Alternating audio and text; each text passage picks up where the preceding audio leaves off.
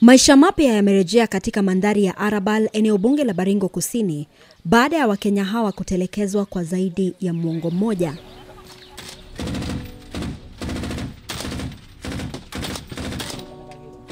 Matukio kama haya ya vikosi vya usalama kukabiliana na majambazi yalikuwa ni ya kawaida katika baadhi ya sehemu za Baringo Kusini, washambuliaji wakipimana nguvu na serikali.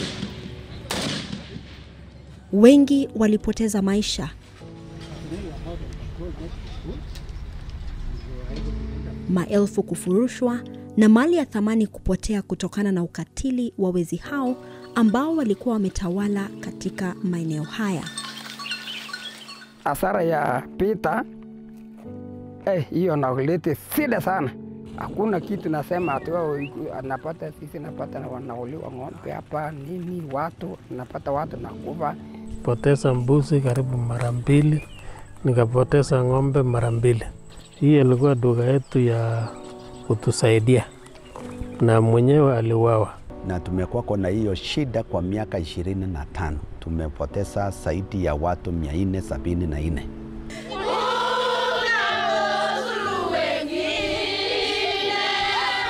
Sawia na mizozo mingine, wanawake na watoto waliobeba mzigo mzito wa vita hivi mabegani, wengi wao wakiachwa na makovu chungu nzima kutokana na ukatili uliowakumba. Nayo, maeneo walioyatorokea hayakuwasitiri vyema, ikawa ni nusu ya shari. Kwa wale wanaelekea pale tulihamia, tuliteseka mpaka wakati huu. Hii ilikuwa ni mashine ya kushaga mahindi, lakini sasa hivi watu wanaishi hapa. Baada ya miaka mingi ukimbizini, wakazi hao sasa wamerejea manyumbani kwao, japo safari ya kuyapa mpya maisha yao sio rahisi.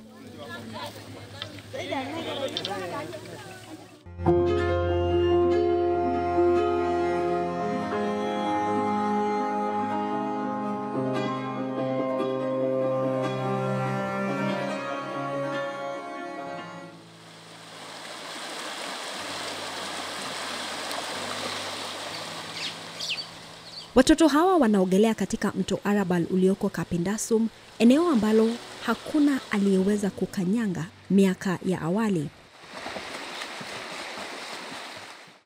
Ni katika eneo hili ambapo Philemon Cheptalam Kemei, mwalimu katika shule ya msingi ya Kapindasum, aliuawa miaka 8 iliyopita alipokuwa akielekea katika kituo cha biashara cha Chemorongion, kilomita 5 kutoka hapa. Sasa, mto huu mbali na kuwa chanzo cha maji kwa wakazi waliorejea, ni chanzo na chemichemi ya matumaini.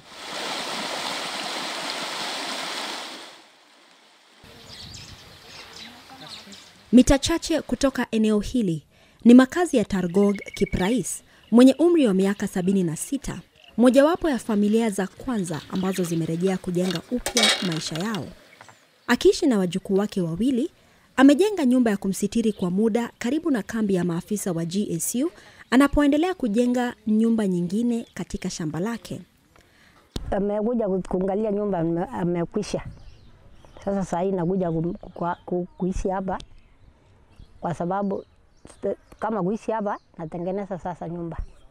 Naenda kujenga nyumba kwa nyumbani. Ananieleza jinsi alivyo na furaha kurejea nyumbani. Alikuwa miongoni mwa familia zilizofurushwa makwao mwaka wa 2011. Mama huyo wa watoto 6 anasimulia jinsi maisha yalivyokuwa mazuri kabla ya kuvurugwa na majahili. Kwa miaka michache iliyopita, familia yake ilisitiriwa na rafiki yao eneo la Kimalel, kilomita 44 kutoka hapa. Na asubuhi hiyo iko ng'ombe. Hata kama tupata mahindi yako, iko ng'ombe ya kukamua. Tapata maziwa. 2011 mambo iliumana katika area hii ya Haraba. Watu walipikwa, wakafurusha watu kwa area. Jirani yake Paul Kipsoi anasimulia jinsi mauko yalimtishia alipopigwa risasi. Tukio hilo lilimlemaza na kumtenganisha na familia yake changa kwa miezi 3. Mimi nilipigwa miguu wakati huu na mzee mmoja ikauawa. Na baada ya kuhamia maeneo tofauti kwa mwongo mmoja, ana raha kurejea katika eneo la mababu zake. Amani hakukuja tu hivi hivi. Alikuja kwa maongeo na lugha mzuri. Tunaishi vizuri sana. Tuko sawa kabisa. Tunazunguka kila mtu anaenda pale nataka. Naenda pale kuangalia mahali tulikuwa tunaishi. Tumekutana na wao mandugu zetu. Najua sasa hakuna kupita kando. Tumeenda mpaka huko, tukashika mkutano, tukasalimiana. Tunaongea, tunataka maendeleo iendelee tu. Katika miezi michache ambayo jamii imekuwa hapa, wengi wanatazamia mavuno mengi, huku wengine wakilima ardhi yao kupanda mbegu za amani na matumaini. Mimi niko na shamba hata bado saa hii nimefyeka. Ndizi imeanza kuonekana, imesa. Wafanyabiashara nao wana matumaini kwamba kituo chao cha biashara kitafufuka baada ya kuona fursa ya kutoa bidhaa na huduma huko Kapindasum. Nilikuwa naanza hii duka tarehe 9 mwezi wa 12 kwa hii area. So iwapo nini foundation kwa hii nyumba nilianza mwezi wa 10. Nikachenga wakati wapo watu walikuwepo huko.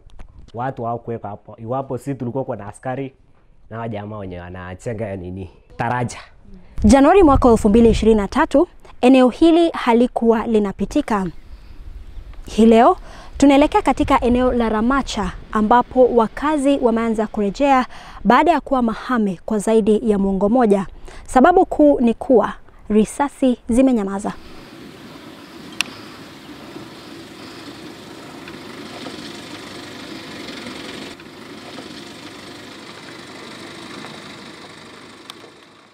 Wakazi wanadai kwamba njia hii ya kupita ilitumiwa na wezi kuhamisha mifugo wao kutoka Baringo Kusini kuelekea eneo jirani la Silale katika kaunti ndogo ya Tiaty.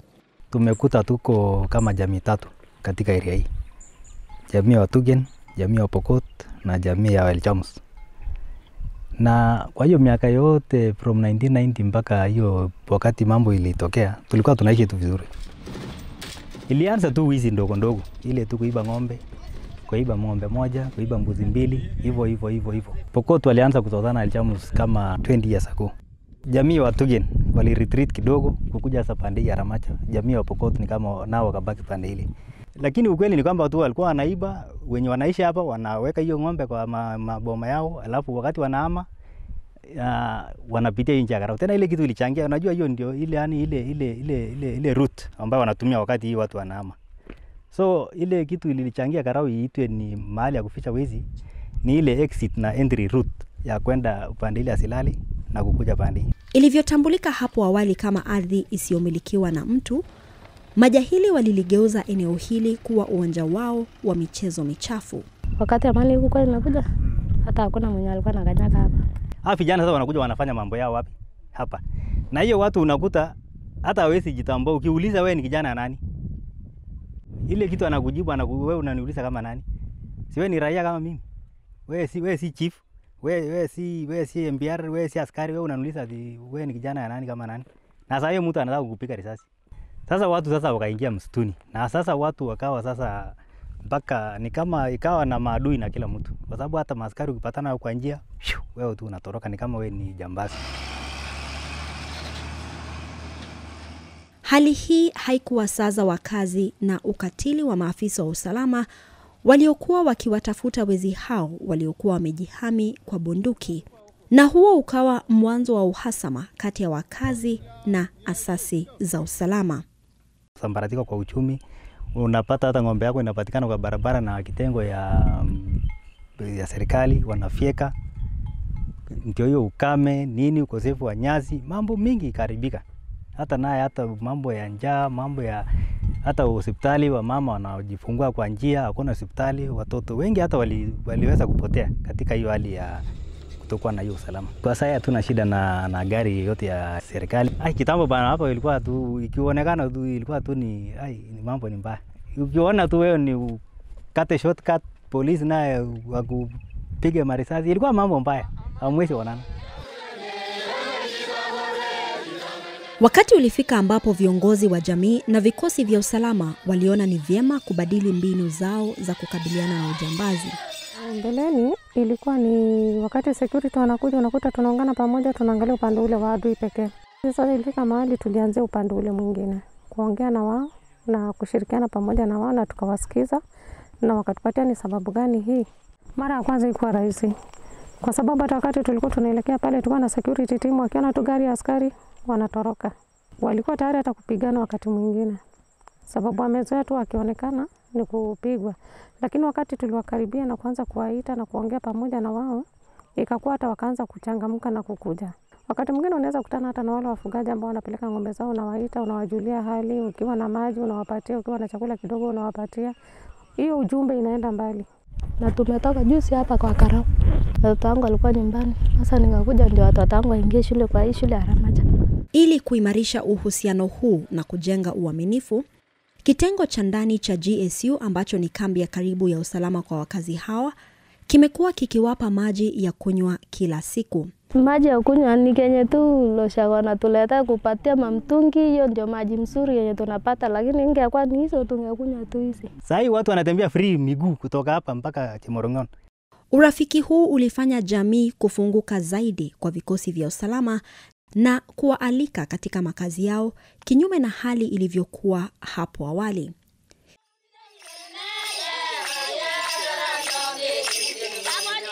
Hii leo tunakaribishwa kujionea utamaduni wa kuvutia jamii inapokusanyika katika nyumba hii kusherehekea kuzaliwa kwa mtoto. Wanawake wanaimba nyimbo za kitamaduni na kucheza densi wakisifia wazazi kwa kumpa mtoto mchanga. Wageni waliohudhuria baadaye wanatakiwa kukabidhi zawadi zao kwa wazazi hawa wapya.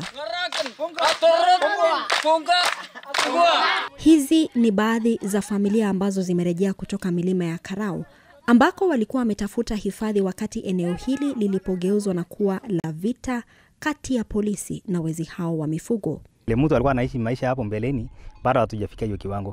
Kwa hivyo mambo ya manyumba bado tu ni ile tu ya nyasi tu, ile semi permanent. Yaani hakuna mtu ameweza kujenga nyumba ya mabati.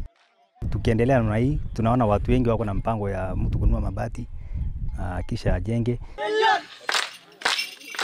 Ni sherehe kama hizi zinazoashiria mapambazuko mapya na kufuta giza lililowakumba hapo awali.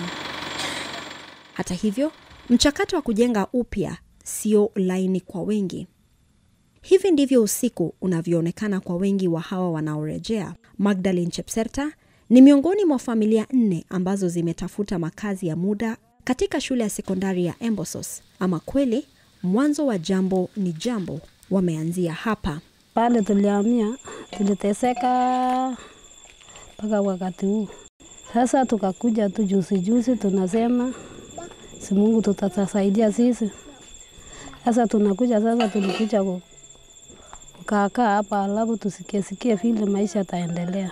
Yale makao tuliacha, tulikuta kwamba imekuwa msitu, imebomolewa, tufahamu kwamba hata sana tulikuwa tunaishi wapi. Huku akitafuta wawezavyo kusukuma gurudumu la maisha, akina mama na watoto wamo hatarini zaidi. Tunapika tunakula tuko hapa. Sasa tukiingia kwa hii marume ya hii madarasa ya watoto, tunalalanga makona na watoto tu kwa hiyo room yote. Hakuna wale wengine watalala. Asubuhi tunakutana hapa tu, tunachukua kiamsha kinywa kidogo hiyo. Baadaye ni maji tu na majani ni sawa. Sisi tunashukuru Mungu. Tuna watoto wachanga, hata ile hali ya neti tusaidiwe, maanake huko kuna umbu sana. Na maji pia ni shida kwa sababu sasa huku ni msitu, kwa sababu tuwezi enda hivyo. Zaidi ya familia 300 ambazo zilikuwa zimetoroka makazi yao sasa zimerejea. Kati ya vijiji 15 katika lokesheni ya Arabal, Chemorongon vina idadi kubwa zaidi ya familia. Vijiji vingine ambavyo vimeshuhudia ongezeko la watu ni pamoja na Embosos, Ramacha, Kapindasum, Kasiela, Arabal, Laramuru, Ngelecha miongoni mwa vingine. Kamati ya wanachama 30 kutoka jamii zilizokuwa zinapigana za Pokot, Ilchamos na Tugen imeundwa ili kuwahimiza walio uhamishoni kurejea. Kila jamii inawakilishwa na watu 10 kwenye kamati ya kupeleka ujumbe wa amani na kujaribu kuongelesha watu wengine na kucontrol. Kila mfugaji achunge ng'ombe yake na fimbo, sio kuchunga na bunduki. Kuchunga na bunduki ni kusema bado uko na uhalifu ndani yako. Sisi maji hawa kuona kitu ile natakikana, nasema iko pande ile, sinamwambia polisi tu ndio hii wakora. Watu area hii. Hakuna ile mtu nakubali kupicha mtu ile adui. Hata sisi nakisumbua sisi mwaka mingi sana. Vile vile, mtu yeyote anayehama kutoka eneo moja hadi jingine sasa atahitaji barua kutoka kwa chifu wa eneo lake. Hii mambo ya mtu kuhama anakuja kuishi kwa vale kama Tandare vale ndani na sio boma ya mtu. Hiyo ndio tunataka kufanya nini? Kuipoteza. Familia hizi sasa zinaitaka serikali kuleta miradi ya maendeleo katika eneo hilo. Sasa kama maji na kuja sana na isatengenezwa sisi parapara, isalete stima, isatenga shule. Sasa hizo borehole zote zikirekebishwa italeta watu karibu kabisa. Kuna hospitali bado hazijafunguliwa, county government wakuja wazifungue na wafanye renovations. Pia wanatafuta usaidizi kutoka kwa wahisani na serikali. Kama mzinga serikali inaweza donate wape ndio watu warudi. Pia mambo ya mbuzi, mambo ya kondoo, mambo ya ng'ombe. Ukiangalia hapa imekuwa kichaka sana. Ni nchi ambayo imeacha miaka 12 iliyopita. Ukiangalia kichaka kitambo, mtu akuja hapa, uwezo wa kufyeka kichaka kama hii pia inahitaji pesa, inahitaji nguvu, inahitaji chakula ambayo unakuta ni shida. Ili watu warudi, lazima wasaidie sisi mambo ya chakula, sababu hakuna mtu amefanya kitu ya ile hata survive naye kitambo alime ama afanya nini. Tunahitaji chakula. Tumeviaga bali tunaishi, tumekata manini maposti, lakini bado tutapata mabati. Na tusaidiwe, tumejengea manyumba. Wakazi pia wanaomba kutumwa kwa askari zaidi wa akiba, yani NPR. Hata sasa ikisemekana wezi wameiba pale, ile mtu atajua kuna njia shortcut ya kupita hapa ni watu ya hapa.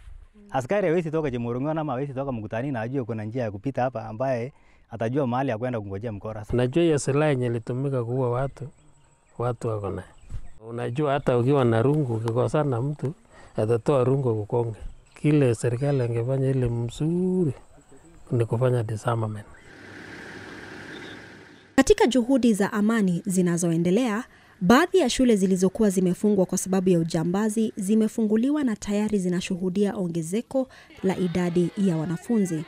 Laramoru tulipofungua mara ya kwanza tuliletewa watoto zaidi ya 300, kachukua wale watoto wadogo wale ambao wako kwa PP1. Upande wa Ramaja tukapata watoto wengi karibu 200 na tukaweza kuchukua watoto 68. Shule zilizojengwa na kukarabatiwa na Jeshi la Ulinzi la Kenya ni pamoja na shule za msingi za Kapindasum, Embosos, Kasiela, Arabal na Ramacha na shule ya sekondari ya Embosos.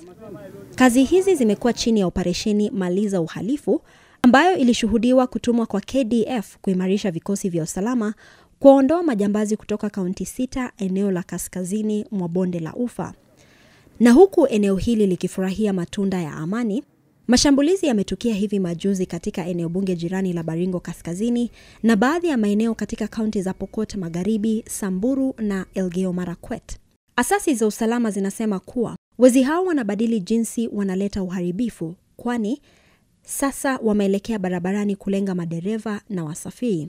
Watu 3 waliuawa Aprili mwaka 2024 katika mashambulizi mawili tofauti kwenye maeneo ya Moinonin na Loruk kwenye barabara ya Marigat kuelekea Chemolingot.